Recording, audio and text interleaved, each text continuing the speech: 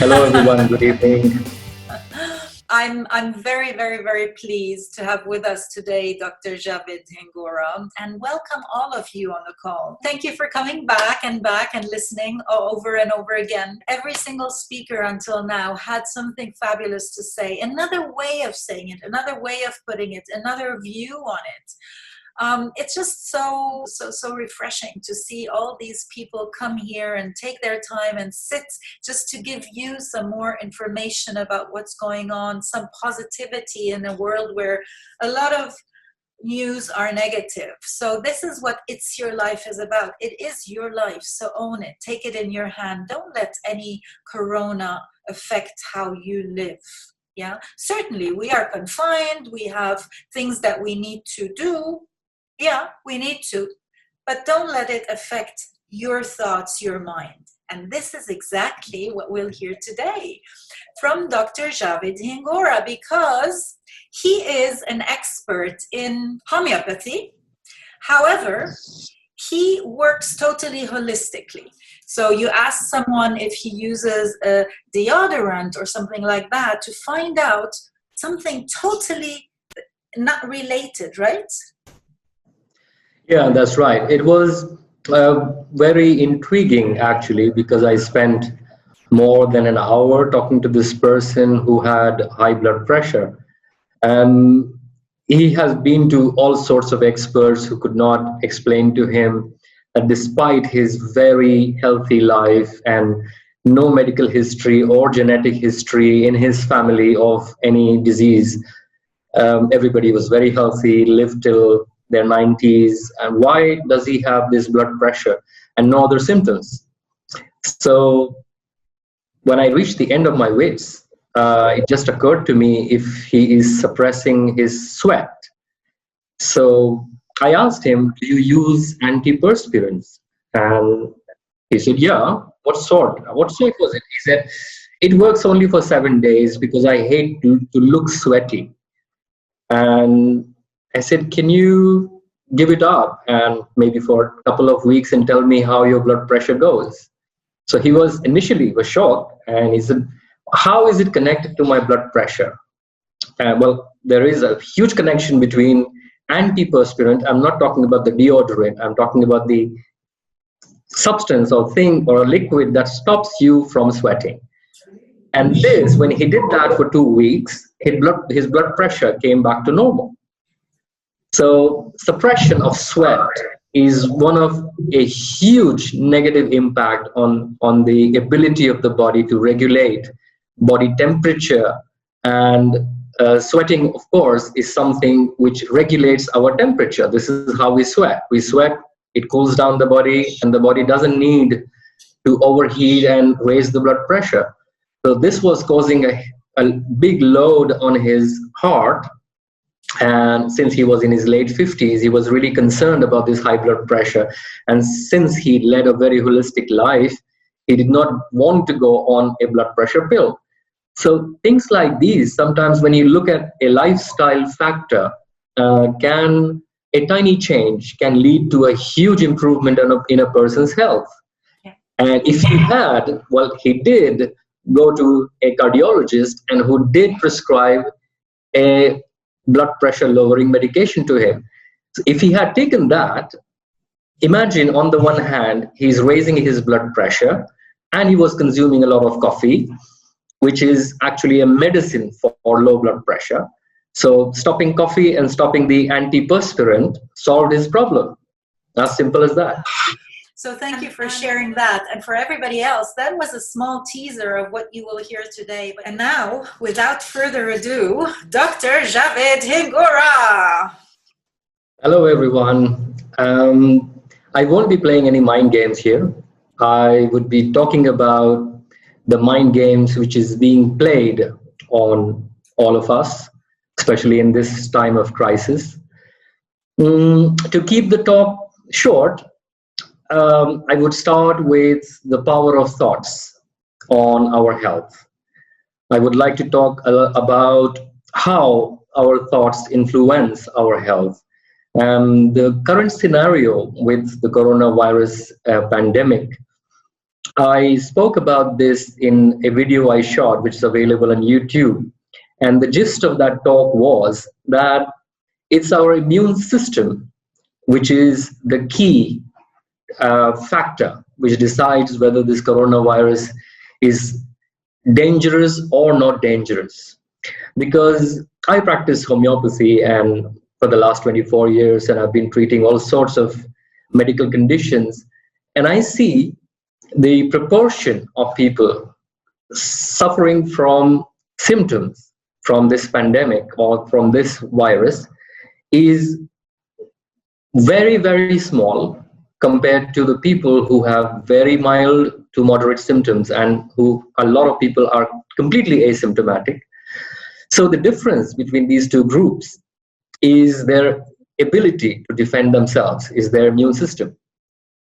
Now, when we are bombarded with news about people dying and how many are infected, it is surely creating a huge negative impact on a lot of people, because it's our thoughts which start to form our core beliefs.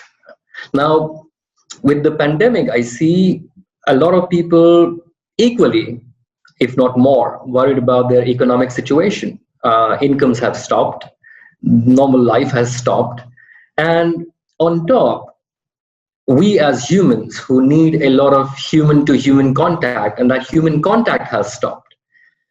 This is going to have a hugely negative impact on the immune system, increasing the likelihood of a person developing complications if they are exposed to the coronavirus. Now, I can safely say, based on my studies, that we are all going to be exposed to this virus. And it doesn't mean that we would all go into complications, because a huge majority do not. We all have to be exposed to this virus, if not today, in a month, 2 months. When the lockdown is over, what happens? The flights resume, people start traveling, people start socializing. And this virus is not going to just go away magically just with 6 weeks or 8 weeks of lockdown.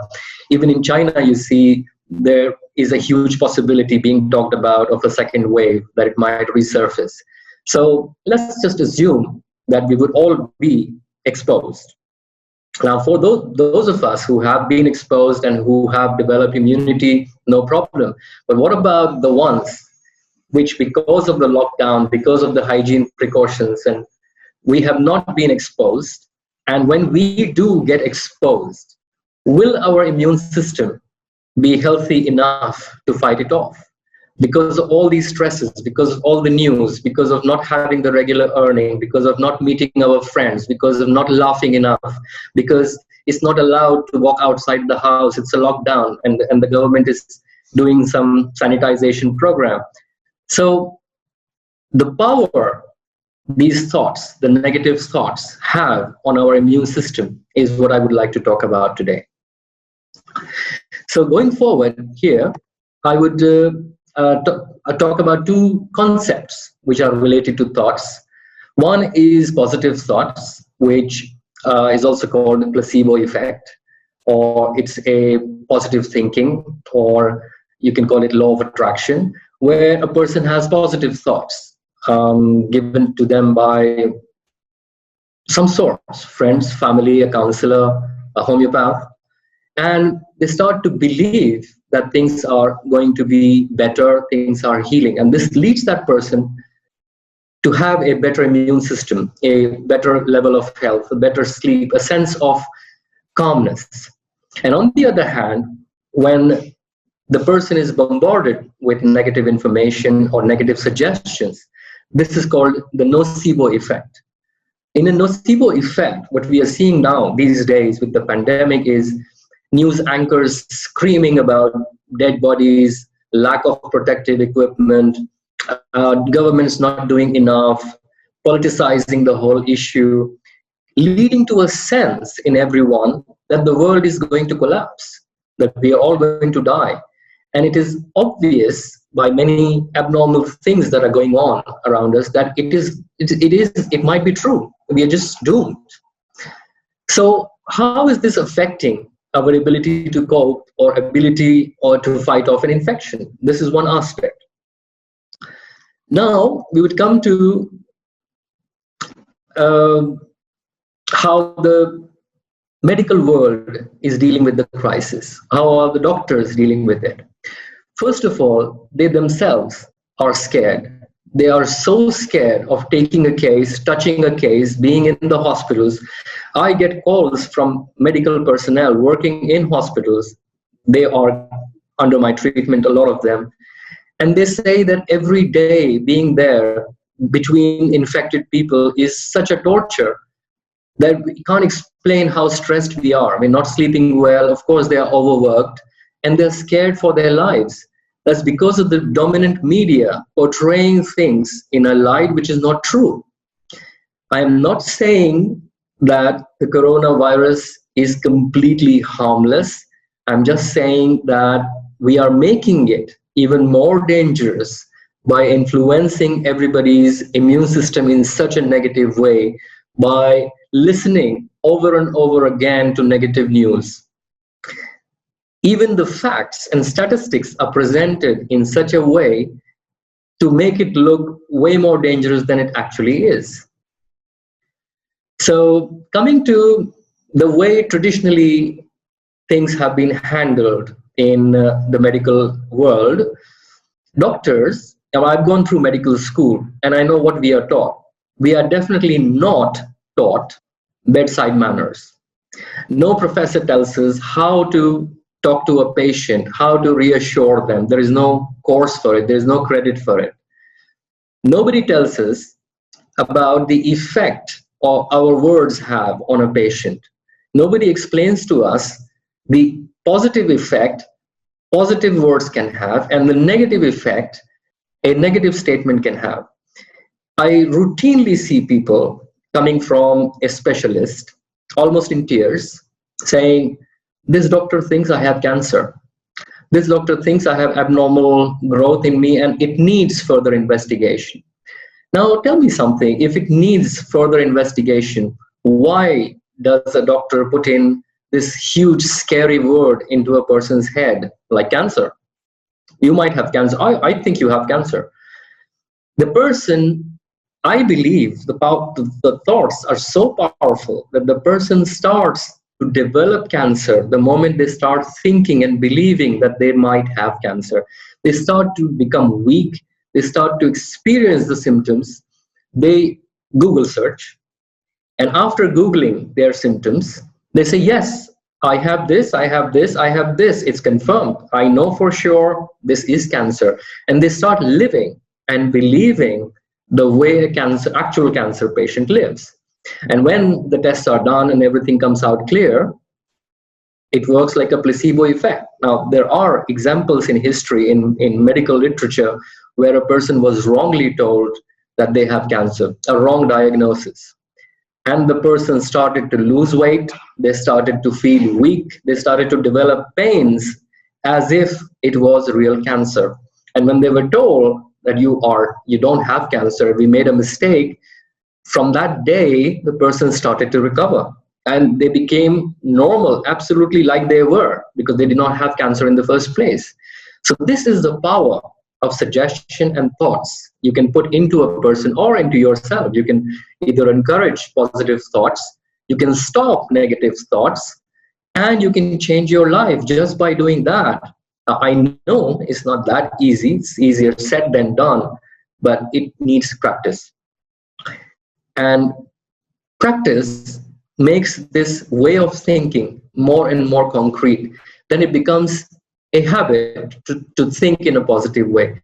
I can give you an example of my grandmother, and she is 94 years old now. And I don't know of anybody more positive than her as far as thinking goes. She had breast cancer, which was confirmed. My father is also a practicing homeopath. And when he saw the case, he said, we need to investigate. And she did that, and she was found to have stage 3 breast cancer. She, even after learning of the diagnosis, said, so what? I have it, I have it. If I have to live, I live. If I don't, but this was not a resigned attitude. It was a positive attitude. She said, I want to eat something nice. I want to enjoy with you till I live. My father started her on homeopathic treatment, and it was mainly because of her positive attitude that she recovered within a year. And we did repeat the mammogram and the tests, and nothing abnormal was found in her breast. It healed like she never had any problems. Now, this was 30 years ago. What would an oncologist say? What would the oncologist who tested her say? They told her that you have maximum 2 years to live, looking at your age. She was 69 something at that time. And she's now 94 and she still cooks. She walks, well, she has hip problems, but she's still active. She's still completely coherent. She makes sense. She can give you a talk, a pep talk at 94. Makes you feel that if you worry when you're 45 or 55, it makes you feel silly to worry. So this is the positivity. This is the core belief system she has, that I can eat anything and nothing would happen to me. I can eat stale food. She routinely does that. She's very much against throwing away food. So she eats food the next day or the third day and she said, look, nothing happens to me. So this shows us that it is about the positivity or the power of positive thinking that hugely impacts our ability to maintain health or our immune system. And it's very, very important at this difficult time and abnormal time to work on it so that our immune systems are equipped for what is coming.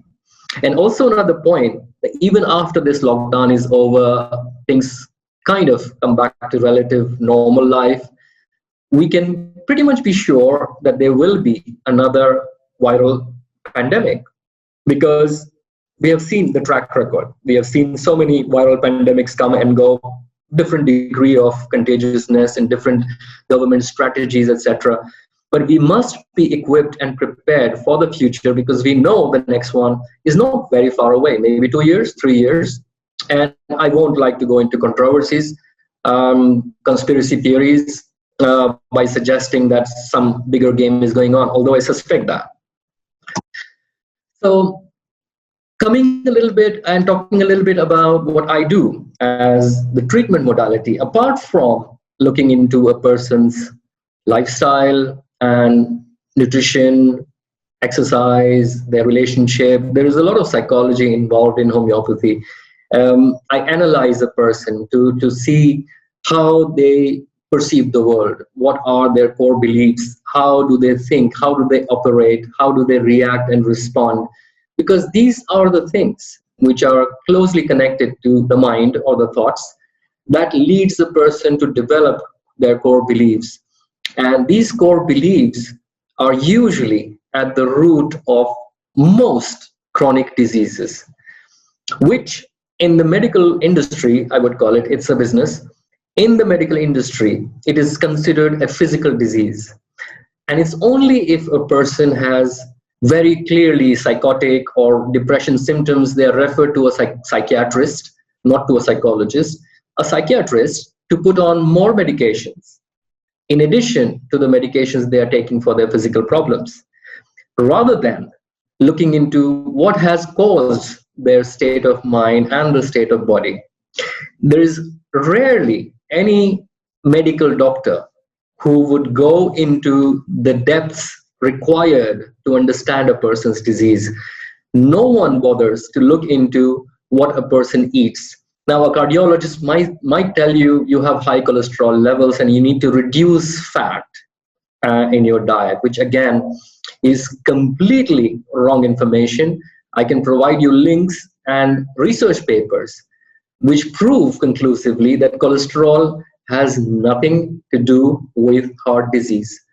But that's another topic. Some other day, I can talk just about cholesterol and heart disease and how people are consuming cholesterol-lowering medications when they should actually be looking at how much loved they feel, which is behind most heart diseases. So, going to homeopathy now, In homeopathy, we look at the whole person. First of all, look at the whole person, not a part of the person. A cardiologist looks at the heart, nearly ignores the digestion, does not talk about sleep, does not talk about relationships, does not talk about a person's exercise levels. Well, sometimes they do when they want you to go on the treadmill. They say, hey, you haven't been exercising enough. Yeah, try to exercise, and that's it. A homeopath would look into all of these aspects and put them all into a perspective, zoom out, look at the whole person, analyze all the weak points, look at the genetic background, not only in the sense of what diseases our parents and grandparents had, but also what is their personality type. What did we inherit from the father's side? What traits did we inherit from the mother's side? What was the state of mind of the mother during pregnancy? All of these go on to shape us as humans. And these factors decide or determine how we operate as a human being, how we make our decisions. Each decision has a subconscious component to it, something in the subconscious which already makes that decision for us. We wrongly think that we are consciously making a decision, although most of the times we are making an unconscious decision. The decision comes from deep within, what we want. And these choices are what decide whether we are self-destructive, whether we are trying to preserve ourselves, whether we are sane or insane for our own benefit or for detriment. So in homeopathy, when we do this whole analysis, we get to know the person, how they operate, how they function, and then we go on to find the suitable homeopathic remedy for them. Now you might ask, what do you mean by homeopathic remedy? A homeopathic remedy is something that stimulates the person to heal on all levels, on the mind level, on the emotions level, and on the physical level, which I would say a lot of things physical are because of the emotional disturbance. And when you sort out the emotional disturbance, the physical symptoms start to disappear on their own. So you don't even have to treat them. And most people, I would say more than 95%, they treat the physical symptoms, or if they have primarily psychological or psychiatric symptoms, they try to modify the brain functioning or address the psychiatric symptoms, again using drugs, rather than solving or resolving the subconscious core deep beliefs. So this is where people start to experience side effects or situations where they have to be on a medication to manage their symptoms. And the moment they stop their medications, they start to feel worse again, and also start to face withdrawal effects of the drug they are on. So in homeopathy, very different from the chemical approach, we don't put a person on a medication. That's why we call it a remedy. The remedy is something that stimulates on very, very deep levels, stimulates the body to heal itself on all levels, the mind level, the emotion level, and the physical level. And this, combined with the changes in lifestyle which are given to the patient, starts to make healing changes in a person, rather than symptom management benefits, which normally people do. So if you take an example, or I give you a simple example of a person who has acidity, a long-term acidity, not because of one night party and they had too much to drink and had spicy food. I'm talking about acidity, which goes on and on and on. Now, most people, when they go to a gastroenterologist, would be given an antacid pill, Nexium or something, and they have to be on it, and if they skip it, the symptom starts to come back. In homeopathy, I would never give them an antacid pill. I would try to find out what is behind this excess acid production or reflux of the acid into the esophagus. And going deeper into it, I usually discover things which the patient is amazed at. Why would you talk about this? Why would you even ask me this? How do you sleep? How is your relationship with your boss? How is your married life? And you can see that in most cases that the person is extremely anxious. There is a huge level of anxiety which is affecting the stomach, making it produce more acid, much more acid. And once you address the anxiety, the acid level starts to go to normal without the use of any antacid. So this is the whole process. Now you might ask, how does a homeopathic remedy affect a person's core beliefs or their emotional state or state of mind, as we call it, the state of mind? So the state of mind is the perception mechanism or perception situation of a person. How do they look at the world?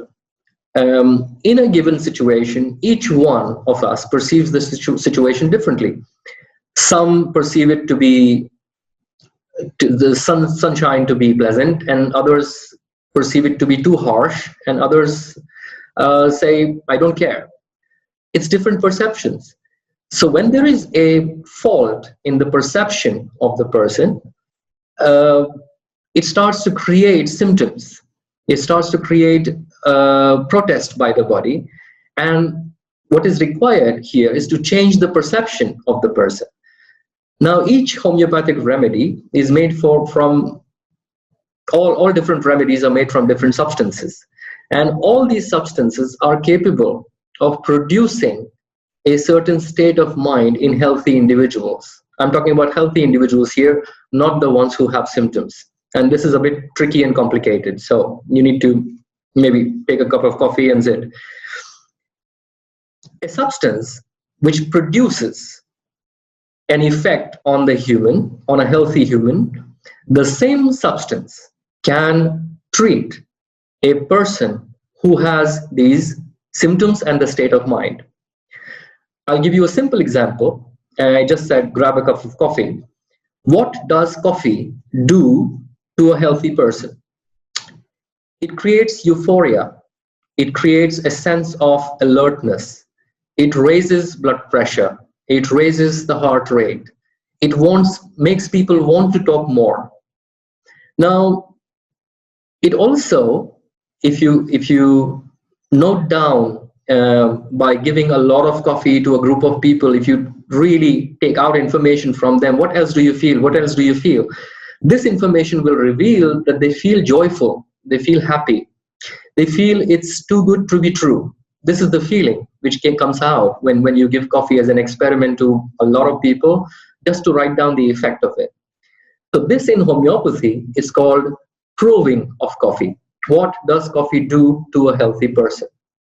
Now, physically, it gives high heart rate, palpitation. I'm still talking about coffee. If consumed in excess, it would give tremors. A person feels shaky. It also makes them feel overexcited. And if they have had too much coffee, they won't be able to sleep. It causes sleeplessness, extreme alertness, inability to fall asleep. Now, a person comes to me for treatment, and this is a patient here, not the person who participated in the proving, not a healthy person. They come and tell me, my problem is I can't sleep. Okay, why is that? I feel I just can't fall asleep. I can't relax. I'm too excited. And I notice when they're talking, they are very vivacious. They're very talkative. They're very hyper excited. They haven't been drinking coffee. They just in that state of mind. And this is what I mean by state of mind. When a person is that state of mind, I would look up the homeopathic literature and try to see what is it that produces this state of mind, what produces this tremor this person has, inability to sleep, and especially they would mention if there is something exciting, I would not be sleeping for maybe 2 nights, 3 nights. I cannot sleep. I get excited very easily. So you have to talk to that person, get all these details, and the answer, the remedy would be coffee for this person, because they are suffering from things that coffee produces in a healthy person. How incredible is that? Substance that produces these set of symptoms and state of mind in a healthy person, the same substance given now the catch is given in extremely small quantities. Now you can't be giving them 4 mugs of coffee to drink. You would make them worse. It would make them worse. So the solution, that if you want to give coffee to someone, but they already have symptoms as if they have drunk a lot of coffee, you have to dilute it. Now, when you start to dilute a substance, that is what we call a homeopathic remedy. It becomes a remedy when it is extremely diluted. So an extreme dilution of coffee would do the exact opposite of what coffee does in its crude form. In its crude form, we know what coffee does. Just think the opposite. When you take homeopathic coffee, it would make you sleep. It would reduce the blood pressure. It would reduce the heart rate. It would calm down a person. It would take away their excited state, and they would come to a normal, relaxed state. It won't make them a zombie or a vegetable. It would just take away that edge. They were in an edge, beyond the edge. It'll bring them to balance. This is the principle of like cures like. A substance that produces the same substance cures. Now, it becomes controversial when you see the amount of dilution which needs to be done to a substance. Like coffee is diluted like 1,000,000 times, and there is no more coffee left in that dilution. So the entire scientific community then says, if you cannot prove that there is any coffee in your remedy called coffee, how do you claim that it's medicine? So this is something which has not been proven scientifically yet. It has only been proven practically that coffee in extreme dilution causes the exact opposite of what coffee causes in its crude form. And new research in the field of quantum physics talks a lot about humans being a bundle of energy, and we vibrate in a certain frequency. And a lot of new research also measured the frequency of homeopathic doses.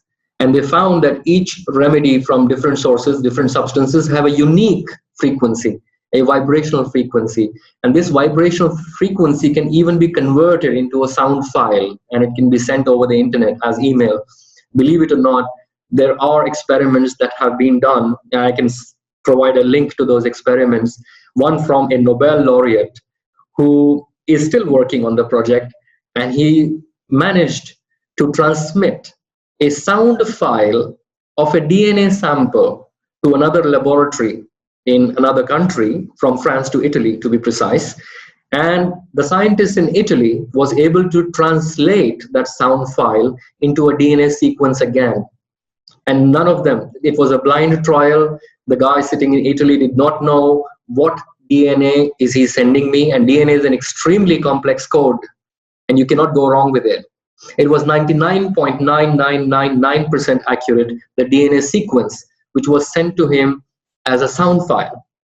Now, it would be interesting for you to watch this video. It's available on YouTube, and I would provide Mona the link. So we are learning more and more about the energy aspect of humans rather than the physical, crude physical aspects. We are learning more and more that we are not as in we are not the sterile collection of cells, which we call a human body. We are not a compilation of lungs and liver and heart and brain put together. We are actually more of a colony, a jungle of so many different microorganisms. We are like trillions and trillions of bacteria and viruses residing together in one package, in one bundle. And in health, this whole jungle is very lively and very balanced and very happy. And you can imagine like your dream jungle, the most beautiful jungle you can think of, with birds tweeting and beautiful flowers, and it's green everywhere, and it's so fresh and beautiful. And this is a body in harmony. And the way viruses and bacteria are demonized like an enemy, it doesn't fit with this model where all of us, and when I say us, means our bacteria, brothers and sisters, our viruses, we all are supposed to live in perfect harmony. And this is the state of health. Now, if we do not provide the right environment or the right sunlight and the right amount of rainfall, this jungle starts to disintegrate. This jungle starts to develop wrong sorts of species. Certain species overgrow and certain species start to go extinct. And when this disbalance happens, you see there are problems with the whole ecosystem, like we see with our earth, unfortunately. We see destruction of jungles. We see man-created problems of pollution and pollutants put into rivers and the oceans, causing a change in the ocean marine life, and causing a change to humans again. It always comes back to us. So when you see an imbalance in this whole ecosystem is what we call as a diseased or diseased, not at ease state. So this is the basics of how we look at disease and how we look at the whole person and the importance of emotions, and adding to the microbiome and our bacteria and our viruses. By the way, we now also know that we have two brains, one sitting up here in the head, and the other one is in our lower intestines, the large intestines, and this is the microbiome. That's where most of these bacteria live as a colony. And now we also know that these bacterial colonies have a huge role to play in mood regulation, the way we feel. And I guess that's where the word or the phrase gut feeling comes from. It's not totally untrue. Gut feeling is the feeling which comes from these bacteria. And not literally, and try to get what I'm trying to say, is it is our second brain. And these bacteria are crucial in releasing a lot of neurotransmitters. And neurotransmitters play a huge, these are the messengers. These are the things that transmit signals from one part of the nervous system to another. And these play a very significant role in mood regulation and how our other bodily functions occur, like hormonal balance, etc. So looking at bacteria and viruses as purely as enemies, washing and desanitizing your hands 200 times a day, it's a very, I would say, to say the least, a very shallow approach. It's not really taking into consideration the basic core makeup of a human, which is actually a jungle. So we need to focus on finding ways of living in harmony with all of these other organisms, rather than and make our immune system capable of living in harmony. That means having an efficient police system, rather than waiting for a robbery or something and then attacking it with missiles and tanks and fighter jets, which is what is the medical approach right now. Surgeries, antibiotics, steroids, and this is the approach. So in homeopathy, we look at more at how we can work in cooperation with the body, creating harmony, rather than work like George W. Bush style of sending armies and carpet bombing countries. So I hope that gives you some insight into how we as homeopaths think. And I would invite, if you have any questions, you feel free to ask them. She tried remedies, but she didn't feel any change, and she's asking why. Is it because I didn't believe in that treatment, or is my perception the reason? No, you don't have to believe in the remedies working. You have to believe in yourself, not in the remedies. First of all, believe that you have the ability to heal, and nothing in the world can change this fact that you have the ability to heal. As far as homeopathy not working, there can be a couple of reasons. One, the information. First of all, the homeopath might not have got the right remedy for you. You might have got the wrong remedy, and the wrong remedy doesn't do anything. What leads to a wrong remedy is wrong information. If you provided incomplete information or wrong information, or if the homeopath failed to understand the information provided by you, it would lead to a wrong prescription, and a wrong prescription would not do anything. And very important, and the most important thing here is, it is not the remedy that heals. It's your body that heals. A remedy is just a message. It is just a stimulation. That's it. So this is almost like somebody saying, I went to a financial advisor and I'm still poor.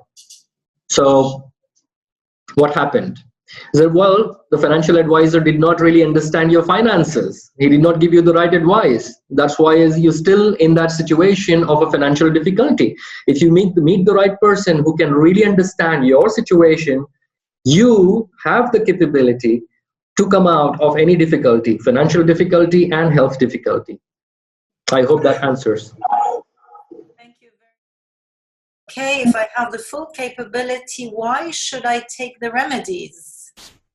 Very good question. You know, even with full capabilities, the capability is a latent capability. It is sometimes that we are stuck, the body is stuck. It needs help. We all need help at times. We have the capability, but we sometimes need guidance. Like, I have the brains, I have the intelligence, I have the IQ, but a friend comes to me and says, hey Javed, why don't you talk about this? Why don't you make a video? And I say, oh yeah, that's a good idea. Why didn't I do it? Why did I need my friend to tell me that? It's guidance. A remedy is a guidance. It's a stimulation. It's a direction. And it is a direction required when you can clearly see the body is not doing it for one reason or another. There can be.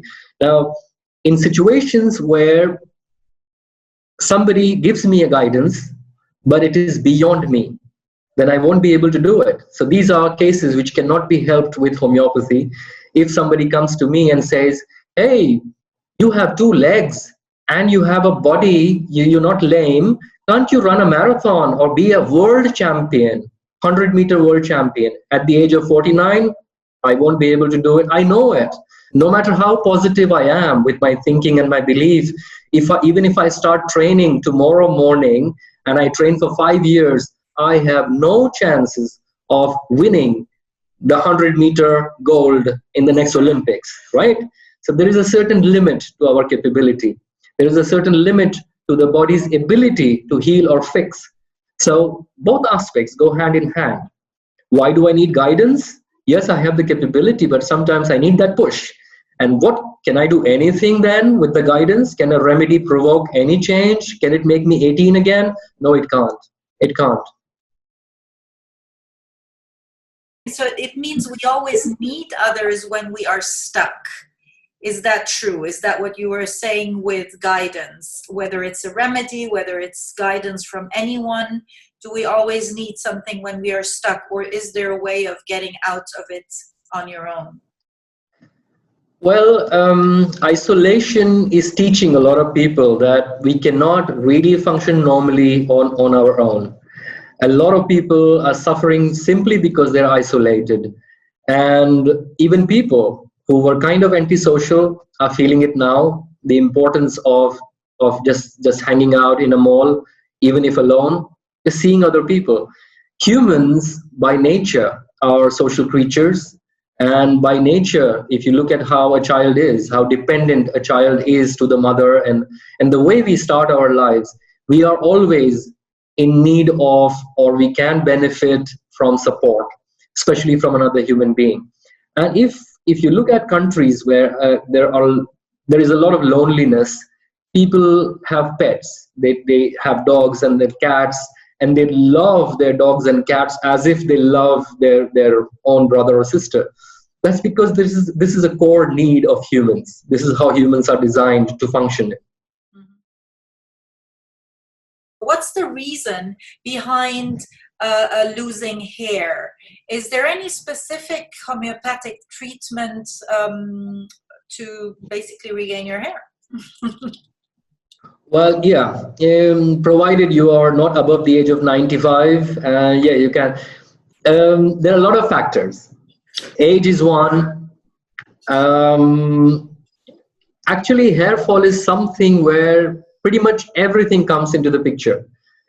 Your nutrition, your activity levels, your quality of sleep, your digestive system, the ability to digest or assimilate or absorb those nutrients, your immune system. And each case is different and unique. It can be as simple as a nutritional deficiency, which can be sorted out very easily by providing that supplement. It can be related to a hormonal change, like it's very common for women to experience hair loss after delivering a baby. It can be related to a long-term disease condition, like you see, patients suffering from chronic diseases have hair fall as one of the symptoms. So it needs analysis of what is the cause behind it, and then the appropriate treatment or lifestyle advice or a supplement is recommended. But if your question is, can homeopathy help? Homeopathy as a therapy, yes, it can help, because it's not just about remedies. It's about how to get your body to fix yourself. So yes, it can help. I hope that answered the question. And just a comment here. I remember I had a friend once who was going through a divorce. She had real patches of hair just falling out. What I understood was that this is related to a big emotional trauma which had an impact on her immune system and leading her to develop an autoimmune condition. Mm-hmm. And this condition is called alopecia areata, which is an autoimmune condition where the person's immune system starts to damage or attack the hair roots or hair follicles. And it is very common to see this. I remember a case of a boy. He was about 9 years old. I saw in Bahrain about 15 years ago. And because he recently sent me his picture of if normal hair. He had lost his entire hair from everywhere on his body, not only the scalp, but even the eyebrows and eyelashes. And this happened after the mother and father left him to go on a journey or vacation for 2 weeks. And he was extremely attached to the mother and he was traumatized. They came back and he started losing hair in patches. And they were told that it is an autoimmune problem, but he was given steroid injections.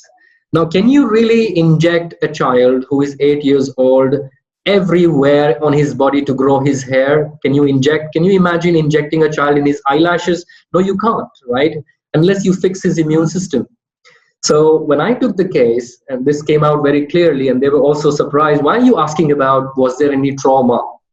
What do you mean by trauma? What? We are here for hair problem. Why are you asking about trauma? I said, just tell me. And then I told them the relation between the trauma this child went through and the effect it had on the immune system. And I told them I won't be treating the hair at all. He said, oh, we are wasting our time. We need something for the hair. I said, yes, relax. This child, in about 8 months, recovered all his hair. And the treatment was not for the hair at all. The treatment was for getting over the trauma of separation. He was made to feel left out, abandoned, neglected, dumped. That's what he felt. And he was very sad. The first time I saw him, I could see sadness dripping out of his eyes. He was sad. Even though this happened a year ago, he still could not get over the fact that my parents could just dump me like that. So this was the state of mind for which I prescribed him, and the hair came back. Because that trauma was gone, the immune system started to function normally. This is how it works. Or this is how it should work, because using an injection on the scalp is not going to change the immune system. And the same applies to arthritis, same applies to multiple sclerosis, thyroid problems, very common in women. Thyroiditis, mostly there is an autoimmune reason behind it. And in the medical textbooks, they say unknown cause. We don't know why Hashimoto's happens. Well, you don't look into what happened, so how would you know what causes it? Of course, in this time now, a lot of people are concerned about the virus, are concerned about, what's going on in the world and can I be infected? So we have a question here.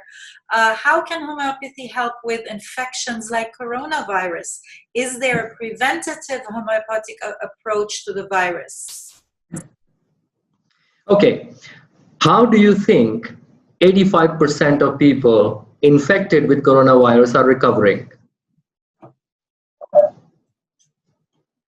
Their immune system, it has the ability to fight it off.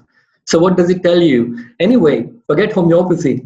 The majority of people infected will recover anyway, even without treatment.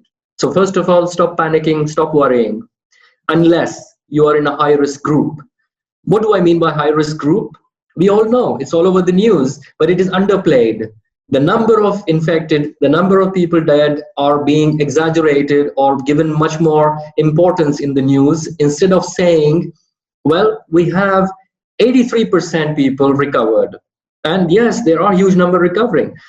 So what is making them recover is their immune system.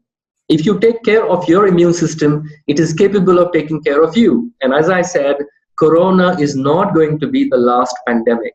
We should be prepared. We should almost be sure there will be the next one. What do we need to do?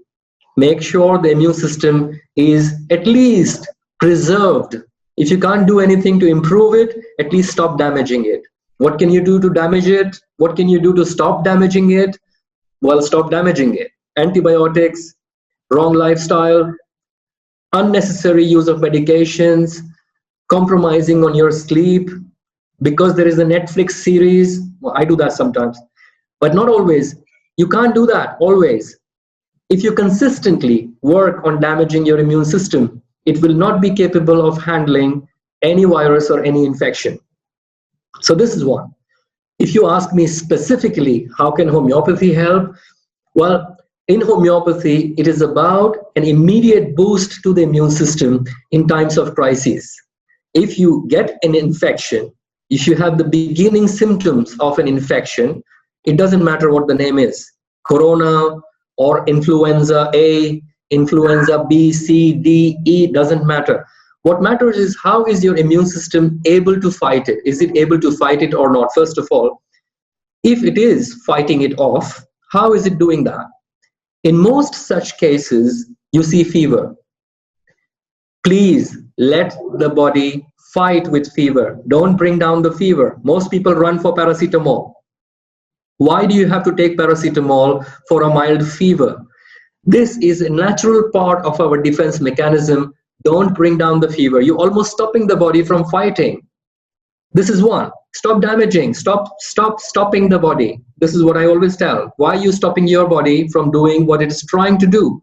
This mechanism is to fight the virus or the bacteria. Do you know that every 1 degree of rise in temperature inhibits the multiplication of viruses by multifold? It inhibits the multiplication. This is what we want to do. We don't want the virus to multiply in our body. So what helps the multiplication? Cold, bring down the temperature. You will increase the multiplication. Take cold drinks. You will increase the multiplication. Take warm drinks, really warm, like almost hot, and raise your temperature instead of bringing it down. You would greatly help the body to fight it off. Another part of this question is there a preventive approach? Now, when you talk about preventive, you can't really predict what would be your body's response to corona or whatever the virus is. So no, there is no fixed preventive which can be given to everyone and said, now you are safe. You can dance around everywhere in the city where people are infected. No, you can't do that. That's foolish. You have to work long-term on the immune system. First of all, take the precautions when there is a pandemic going on. But when it comes to a symptom complex, when you start to react to the virus, if you see the struggle of the immune system, there are specific homeopathic remedies which are selected or given based on a set of symptoms. I give you an example. I'll give you 2 examples. One is a remedy called aconite. Now, aconite In aconite, where the person needs aconite, symptoms develop very rapidly, extremely fast. Like 1 hour, the person is fine. Within half an hour or 1 hour, they have a terrible headache. The fever is 103 or whatever, 39.8, all within 1 hour. The rapidity of symptom development is one indication of aconite. The second thing with aconite is it brings on panic, because things happen so fast that a person loses grip and says, what's going on? Am I going to die? And when you see that as a history, that symptoms came on very rapidly and the person is scared to die, this is aconite. This is the homeopathic remedy aconite. When you give aconite to that person, it does not control symptoms. It does not bring down their fever. It helps the body to fight the virus effectively. In fact, the fever might even climb a bit in a bid to fight the virus. Most people see that as a negative development. I mean, mothers would call me 2 hours after giving the remedy and said, her fever was 37.9 and now is 38.1, doctor. Is this a reaction? I said, yes, it is a very good reaction. It is not only a reaction, this is the action we want. We want the body to get into action. It's fighting now. It wasn't fighting effectively, now it's fighting more effectively. So something that would go away in 4 days can go away in 24 hours. This is how you can stimulate the body, fast forward the entire process of healing. That's what we do in homeopathy. Always work with the body, not against the virus, not against the bacteria. You work with the body. It's a pro approach rather than anti approach. You see, antibiotics, antipyretics, antihypertensive. What is anti? Against. Against everything that the body is doing or the body is showing as symptoms. You go against. In homeopathy, it's always about pro. Like cures like. Like. It's the same. I help you. I know what you're trying to do. I know what you're trying to tell me. I will support that. I will help you. A great reminder for, first of all, for the power of our thoughts and our minds, which you started with. And also, I think that picture that you painted, that jungle in us, if we take care of it, if we give it what it needs, maybe this is really the boost for our immune system, yeah? Well, I talked about immune system because we're going through the pandemic, but it is more about taking care of our general health, not just the immune system. Immune system is just one part of it, which can be influenced by our thoughts, influenced by nutrition, influenced by sleep, influenced by relationships. But what about general health? There are a lot of other things, a lot of other functions in the body which have not much to do directly with the immune system, but a disturbance in those can cause major health issues.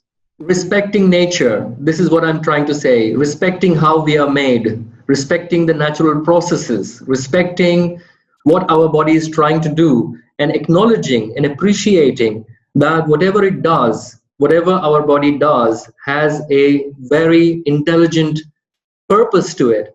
Nothing in our body happens for no reason. Nothing in our body is a useless part. Nothing. Everything happens for a reason. Now, if I have sweat patches, and it might not look very good, but it has a purpose. It has a very important purpose to serve us, to protect me from whatever it is. A temperature fluctuation, it might overheat my brain. So the body does not do anything for no reason, for a stupid reason. There is always a very intelligent reason behind it. And we must respect that.